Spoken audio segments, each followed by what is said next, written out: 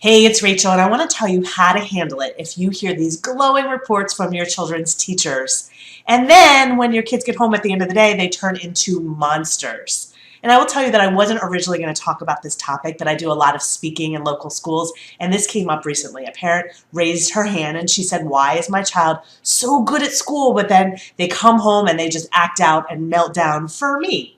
And then I asked other parents in the audience to raise their hand if that was the case for them as well. And so many parents raised their hand that I wanted to do a video to let you know if that's the case for you, you are not alone. This is very common.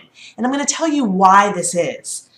Classrooms are actually set up for better behavior. There are things that happen in classrooms that lead to better behavior. For example, teachers tend to be a little bit more consistent and they follow through with what they say they're going to do. You know, their job is to run a smooth classroom, so they have rules and they tend to be able to follow through. And maybe for us, by the time kids come home, we've had a long day, we're exhausted, we're not quite as good at following through. Similarly, there's a lot of structure in classrooms and kids know how things are supposed to go. It's predictable. So structure and consistency do tend to lead to better behavior. The third thing that happens in classrooms is that kids are typically doing the same thing, and a lot of kids will just do the right thing because that's what all the other kids are doing. They sort of fall in line because that's what you're supposed to do. They look around them and see that that's what you're supposed to do.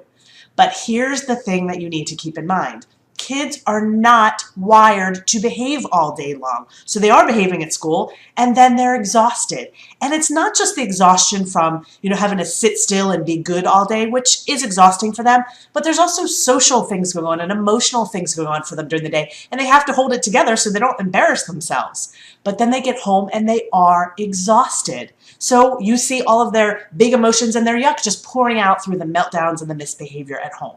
Now, I will tell you that this is a reason, not an excuse. We can't just say, oh, it's okay for you to do that just because you had a hard day. What we need to do, though, is recognize that when kids get home, they need some sort of release. Like we do. If we've had a really long day, we tend to find a way to release all of this energy as well, or we tend to want to calm down and relax as well.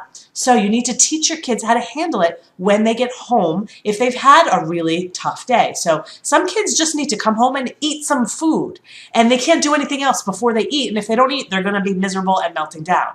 Some kids need to come home and move their bodies. They need activity to get some of that energy out. Some kids need more quiet than activity, and they need to go to their rooms and read or play quietly. But I can tell you what no child really needs is to be bombarded by questions. How was your day? How was your test? That actually riles them up even more, and they don't want to talk about that stuff. So what you need to keep in mind is that they need a little downtime, whatever their downtime looks like. Now, their downtime, again, could be very active, but they need some time and some space to release all this energy, to get it all out, and then they're more likely to return to their normal selves. So keep in mind, set your expectations appropriately. It is hard for them at the end of a long day. Teach them the tools that they need.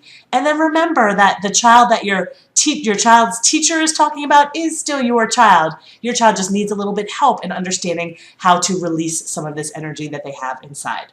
So if you have any questions, feel free to reach out at rachel@bailey.com. If you want more solutions for how to get your kids to feel and act better, check out my Parenting Academy at rachelbaileyparentingacademy.com. I'll see you next time.